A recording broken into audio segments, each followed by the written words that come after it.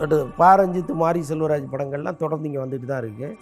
கொண்டாட்டம் வேறு, ஒழுக்கக்கேடு வேறு. அதை முதல்ல நம்ம புரிஞ்சுக்கணும். டெக்னாலஜி வளர்ந்துருச்சு, வீட்டிலே ப்ரொஜெக்டர் வச்சுக்கிறாங்க, மினி தியேட்டர் வச்சுக்கிறாங்க, பெரிய எல்இடி வந்துடுச்சு. விஜயகாந்த் வர்றாரு, எங்கே போய் காட்டுவீங்க? அதில் தானே கொண்டு போய் காமிக்கணும். ஸோ அதனால் அவங்களுக்கெல்லாம் அழிவே கிடையாது, அது வந்து சிறப்பாக இருக்கும்.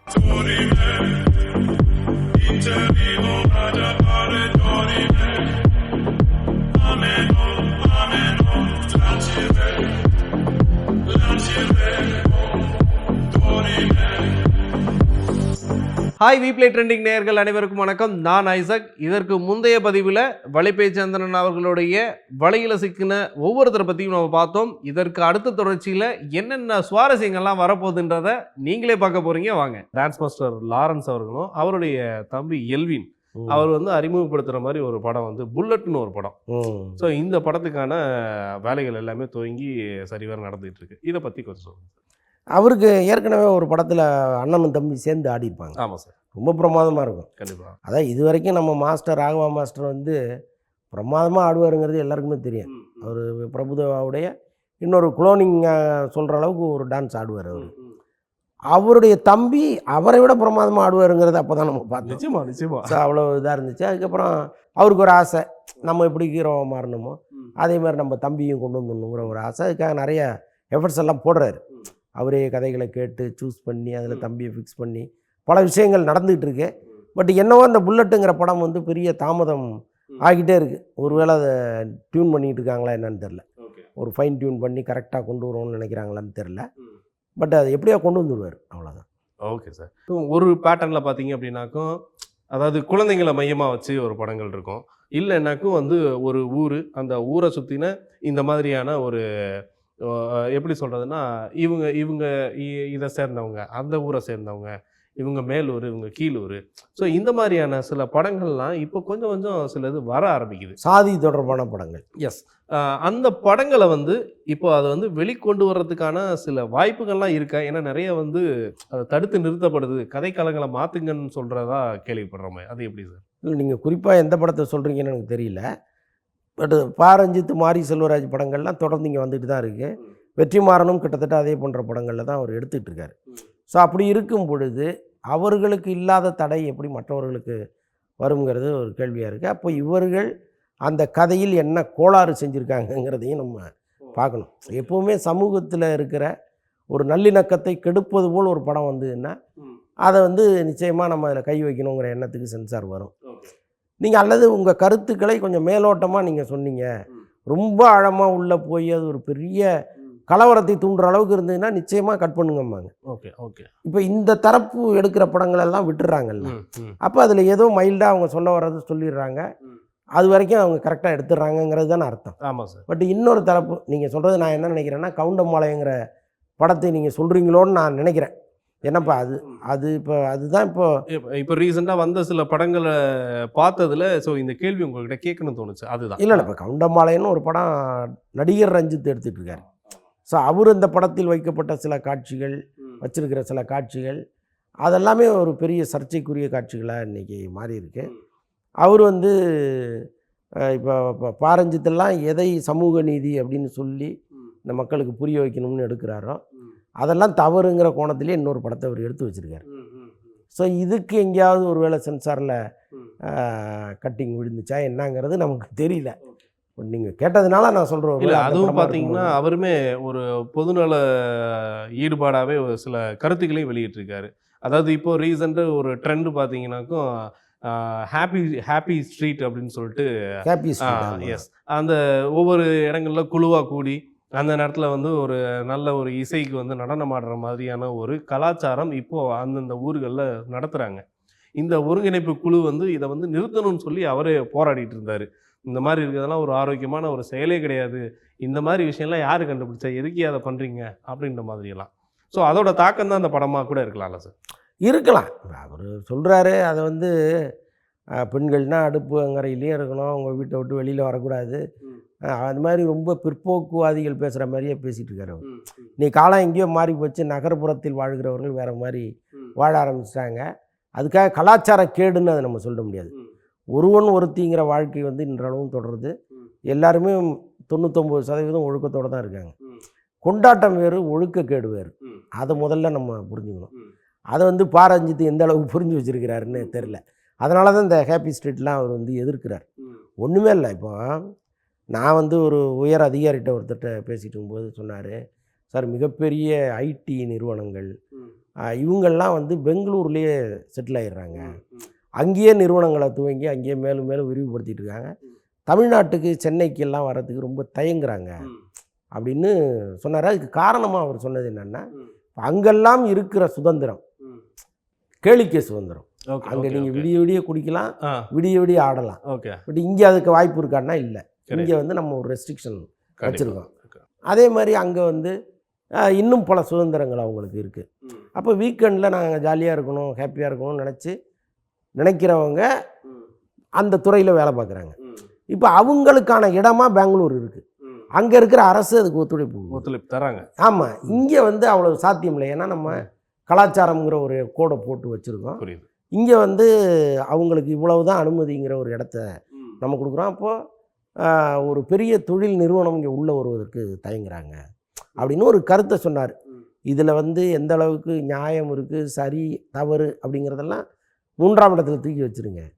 ஒரு தொழில் வளர்ச்சிக்கு நாம் பேசுகிற பேச்சும் நாம் கொடுக்குற எதிர்ப்பும் வந்து ஒரு பெரிய தடையாக இருக்குது.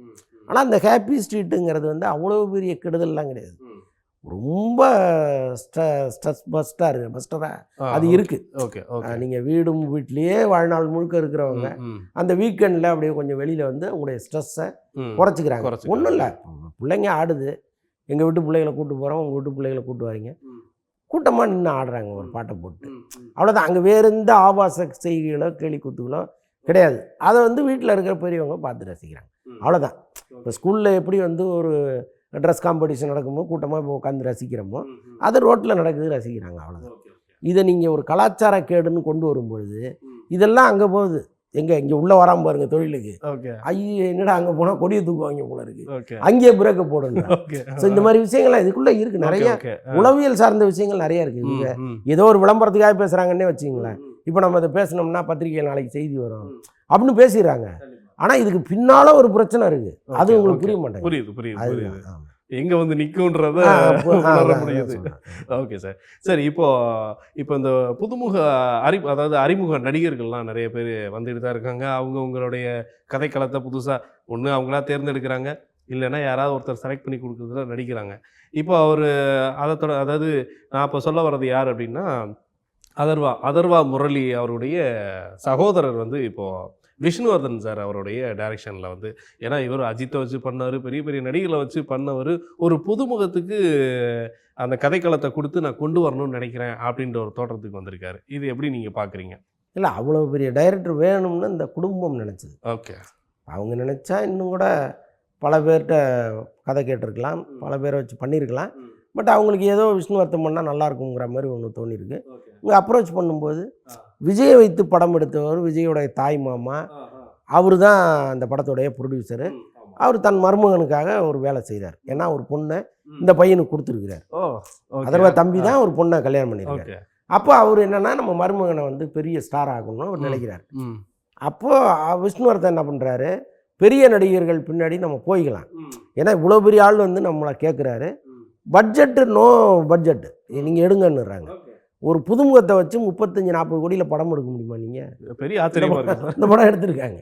அதுமாரி நிறைய பல்வேறு நாடுகளில் போய் ஷூட் பண்ணி ஒரு பிரம்மாண்டமான படமாக எடுத்திருக்காங்க. ஸோ அப்படி இருக்கும்போது ஏன் விஷ்ணுவர்தன் வரக்கூடாது? ஸோ அதெல்லாம் இருக்குல்ல, ஒரு ஹீரோவை லான்ச் பண்ண பெருமை அவருக்கு வரட்டுமே. நாளைக்கு ஒரு ரஜினியாவோ ஒரு விஜயாவோ வந்து நிற்பார்ல, சொல்ல முடியாது. அது நமக்கு தெரியாது, நாளைக்கு வரலாம். அப்போ அந்த பெருமையை அவர் அடைஞ்சிட்டு போடுமே, அதுதான். அப்போது அவருடைய டிஎன்ஏ படம் கூட இப்போ டப்பிங் மேலே போயிட்டுருக்கு, யார் அதர்வா அவருடைய படத்துக்கு.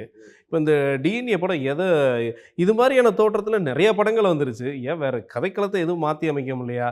ஒருத்தன் போனால் எடுத்து உள்ளார என்ன கைரேகை இருக்குன்னு பார்க்குறேன், ஒருத்தன் போனால் அங்கே என்ன நான் இது வெடிக்காதான்னு பார்த்துட்டு இருக்கேன். இல்லை, அது ஒரு ஜானர் தானேங்க. எங்கள் சினிமாவில் எப்படி பேய் படங்கள் இருக்குது, சாமி படங்கள் இருக்குது, காதல் படங்கள் இருக்குது, அதுமாரி க்ரைம் த்ரில்லர் படங்கள். அது ஒரு ஜானர், அதை ரசிக்கிற கூட்டம் ஒன்று இங்கே இருக்குது.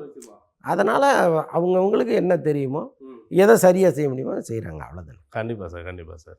ஸோ அப்போ இவ்வளவு வரிசை பட்டியலில் ஒரு துப்பறிவு படமாக இருக்கட்டும், நீங்கள் சொன்ன மாதிரி அந்த க்ரைம் த்ரில்லராக இருக்கட்டும், ஒரு பேய் படங்கள், இதுக்கு எல்லாத்துக்குமே ஆடியன்ஸ் கண்டிப்பாக உண்டு. இது எல்லாமே ஒரு காலகட்டத்தில் நம்ம புத்தகத்தில் தான் நம்ம படித்து பார்த்துருப்போம். பட் இன்றைக்கி அதை வந்து ஸோ வந்து நம்ம காதாலையும் கண்ணாலையும் பார்த்து ரசிக்கக்கூடிய ஒரு பிம்பம் நமக்குள்ள கிடச்சிருச்சு. ஸோ இன்னும் இதோடைய அப்டேட் எப்படி இருக்கும் சார்? இப்போ நம்ம வந்து படங்கள் பார்த்துட்ருக்கோம், படம் வந்து ஓடிடியாக மாறிடுச்சு. இப்போ இந்த ஓடிடி கடைசி எங்கே போய் நிற்குமா, எங்கே நிற்கிறதுக்கு வாய்ப்பு இருக்குது சார்? இல்லை, ஓடிடி வந்து இன்றைக்கி வீட்டுக்கு வீடு ஒரு பெரிய மாற்றத்தை கொடுத்துருக்கு. அதே மாதிரி டெக்னாலஜி வளர்ந்துருச்சு. வீட்டிலே ப்ரொஜெக்டர் வச்சுக்கிறாங்க, மினி தியேட்டர் வச்சுக்கிறாங்க, பெரிய எல்இடி வந்துடுச்சு. ஸோ இதெல்லாம் சேர்ந்து ஒவ்வொருத்தருமே அவங்களுடைய பொழுதுபோக்கு நினச்சா நீங்கள் ஒரு கோடை வாங்கி வீட்டிலே பார்த்துக்கலாம். ஸோ அவ்வளோ விஷயங்கள் இன்றைக்கி வந்துடுச்சு. சினிமா இன்னும் எளிமையாகும். தியேட்டருக்கு போய் பார்க்குறதுங்கிறது ஒரு எக்ஸ்பீரியன்ஸு. அது விரும்புகிறவங்க அங்கே போகலாம், விரும்பாதவர்கள் வீட்லேயே ஒரு தியேட்டர் எக்ஸ்பீரியன்ஸை உருவாக்கிக்கலாம். அவ்வளோ விஷயங்கள் இன்றைக்கி வந்துடுச்சு. ஃபோனில் பார்க்குறவங்க ஃபோனில் பார்த்துடுறாங்க. இப்போ முன்னெல்லாம் ஒரு ஊருக்கு, இப்போ மதுரையோ திருநெல்வேலியோ தூத்துக்குடியோ நீங்கள் பஸ்ஸில் ஏறி உக்காந்திங்கன்னா அது பாட்டு போயிட்டுருக்கும், பைத்தியம் முடிச்சிடும் நமக்கு. ஆனால் இன்றைக்கி அப்படி கிடையாது. காதில் ஒரு ஹெட்ஃபோனை மாட்டிக்கிறான், ஒரு ஃபோன் எடுத்தா 3 படத்தை பார்த்துட்டு போய் இறங்கிடுறான். கண்டினியூஸாக 3 படம் பார்த்துட்டு போயிடுறேன்.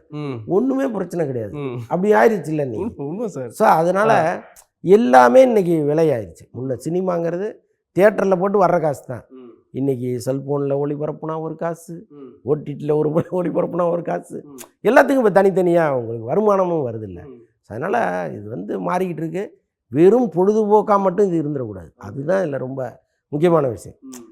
ஏதோ எல்லாரையும் என்டர்டெயின் பண்ணணும், ஜாலியாக ஆடுங்க கூத்தாடுங்கிறத விட இதில் வந்து நீங்கள் இந்த சமூகத்துக்கு ஏதாவது சொல்லி ஒரு தவறான நடத்தையில் இருக்கிற சமூகத்தை மீண்டும் திருத்தி, ஸோ அப்படியெல்லாம் ஏதாவது இங்கே நடந்தது அல்லது அறிவு ரீதியாக இதுக்குள்ளே நிறைய விஷயங்களை கொண்டு வந்து அது நீங்கள் நிறைய விஷயங்கள் வந்துருச்சுங்க. இன்றைக்கி யூடியூபுக்கு போனீங்கன்னா நீங்கள் ஏரோப்ளேன் செய்கிறதுலேருந்து எல்லாமே அதில் சொல்லிடுறானே உங்களுக்கு. ஸோ அது வந்து ஒரு மிகப்பெரிய பள்ளிக்கூடமாகவும் இன்றைக்கி மாறிடுச்சு யூடியூப். ஸோ அதனால் இந்த டெக்னாலஜி வளர்ச்சிங்கிறது நிஜமாக ரொம்ப பிரமிப்பாக இருக்குது. கண்டிப்பாக சார். இப்போ அந்த உங்கள்கிட்ட ரொம்ப முக்கியமாக கேட்கணும்னு நினச்ச ஒரு விஷயம் ஞாபகத்தில் வந்துருச்சு. ஏஐ தொழில்நுட்பத்தில் பார்த்தீங்கன்னா, இப்போ அந்த கோட் படத்தில் வந்து சின்ன சின்ன கண்கள்னு சொல்லிட்டு ஒரு பாடல், அந்த பாடல் வந்து பவதாரணி மேடம் தான் பாடியிருக்காங்க. ஸோ அவங்களோட மறைவுக்கு பிறகு அவங்களோட வாய்ஸை அப்படியே வந்து அந்த தொழில்நுட்பத்தில் கொண்டு வந்திருக்கிறது ரொம்ப பிரமிக்கத்தக்க மாதிரியான ஒரு வாய்ஸ். ஸோ அவங்களே உண்மையிலே பாடின மாதிரி இருக்குது. இதை பற்றி உங்களோட கருத்து? அதுதான், அதை ஒரு பேர் எனக்கு மறந்துட்டு டக்குன்னு நேற்றுலேருந்து அவருடைய ப்ரெஸ் மீட்லாம் போயிட்டுருக்கு. ரொம்ப சிறப்பாக பண்ணியிருக்காரு அவர். அது ஏஆர் ரஹ்மான் சாரோடைய இசை கோர்வை அந்த ஸ்டுடியோவில் நடக்குது. அவங்க அந்த ஸ்டுடியோவில். ஆமாம், அது வந்து ரொம்ப முக்கியமான ஸ்டுடியோவாக இன்னைக்கு சென்னையில் இருக்குது. பல தொழில்நுட்ப வசதிகளோடு இருக்குது. ஓகே, ஸ்டார்ட் அப் நினைக்கிறேன், ஐ திங்க். ஆமாம், அங்கே நடந்துகிட்ருக்கு. அதுதான் இப்போ பவதாரணி வந்து இறக்குற சூழலில் அவங்க அண்ணன் போய் பார்க்குறாரு, யுவன் போய் பார்க்குறாரு, தம்பி போய் பார்க்குறாரு. அப்போ நம்ம படத்தில் ஒரு பாட்டு இருக்குது, நீ அவசியம் வந்து பாடணும், நீ எந்திரிச்சு வா அப்படின்னு ஒரு தன்னம்பிக்கையோடு சொல்லும்போது அவங்களும் தன்னம்பிக்கையோடு நான் நிச்சயமாக வருவேன், அந்த பாட்டை எடுத்து வைன்னு அவங்க சொல்கிறாங்க. கடைசியில் பார்த்தா அன்எக்ஸ்பெக்டடாக அவங்க இறந்துடுறாங்க. பட் அவருக்கு மட்டும் உள்ளுக்குள்ளே உறுத்திக்கிட்டே இருக்காடா, நம்ம ஒரு வாக்குறுதி கொடுத்தோம், நம்ம அதை செய்யலையேன்ட்டு. கரெக்டாக அந்த ஏஐ தொழில்நுட்பம் வந்து கை கொடுக்குது. அவங்களுடைய பழைய பாடலில் உள்ள அந்த குரலை அப்படியே எடுத்து இப்போ புது பாடல் ஒரு டியூன் பண்ணி கரெக்டாக அதில் மேட்ச் பண்ணி ரொம்ப சிறப்பாக அவங்கெல்லாம் இருந்தால் அப்படியே நான் தான் பாடினதான்னு கேட்குற அளவுக்கு கண்டிப்பாக பிரமாதமாக ஒரு விஷயத்த கண்டிப்பாக அது ஒரு பாடகியை பாட வச்சு அதுக்கப்புறம் அந்த சில கோர்வைகள் எல்லாம் ரொம்ப நுணுக்கமாக சேர்த்துருக்கதா சொல்லியிருந்தாங்க. அதுவும் இந்த படத்தில் 2 ஆச்சரியம் பாருங்க. இந்த ஏஐ தொழில்நுட்பத்தை பயன்படுத்தி ஐயா கேப்டன் விஜயகாந்த் அவர்களையும் உள்ள கொண்டு வர ஒரு செய்தி நம்ம கேட்டோம். அண்ட் இதை வந்து பவதாரணி மேடமோடைய வாய்ஸை வந்து ஃபுல்ஃபில் பண்ணிட்டாங்க. நல்லா இருக்கு கேட்குறதுக்கு. ஆமாம். ஸோ அப்போ இனிமேல் இந்த தொழில்நுட்பத்தை பயன்படுத்தி நான் கேட்க வந்த அந்த ஓடிடி இந்த பிளாட்ஃபார்ம் எல்லாமே காலியாக போட்டிருக்கேன் சார் ஏஐனால. நீங்கள் அது வந்த பிறகு இதில் தானே போடணும், வேறு எங்கே போய் போடுவீங்க? விஜயகாந்த் வர்றாரு, எங்கே போய் காட்டுவீங்க? அதில் தானே கொண்டு வந்து காமிக்கணும். ஸோ அதனால் அவங்களுக்கெல்லாம் அழிவே கிடையாது. அது சிறப்பாக இருக்கும். ரொம்ப சந்தோஷம் சார். ஸோ நிறைய விஷயங்கள் வந்து எங்களுக்காக சொன்னீங்க. நம்ம மக்களும் வந்து ஒரு தடவையும் உங்களுடைய கருத்துக்கள், நீங்கள் என்னென்னலாம் சொல்ல வர்றீங்க, ஸோ என்ன மாதிரியான புது அப்டேட் இருக்குது, செய்தியை பார்க்குறதுக்கு முன்னாடி அந்தணன் ஐயா அவர்களுடைய இன்டர்வியூ பார்த்துட்டேன்னாவே எனக்கு ஒரு செய்தி பேப்பர் படித்ததுக்கான ஒரு முழு திருப்தி கிடச்சிருது. ஸோ அப்படின்றத கண்டிப்பாக மக்கள் சொல்லுவாங்க. ஸோ ரொம்ப நன்றி இவ்வளோ நேரம் எங்களுக்கான நிறைய தகவல்களை பரிமாறிக்கிட்டதுக்கு. நன்றி. மீண்டும் அடுத்த ஒரு நிகழ்ச்சியில் ரொம்ப சுவாரஸ்யமாக சந்திக்கிறதுக்கு காத்துட்ருக்கேன். நான் உங்களோட ஐசக். சட்டா பாய்.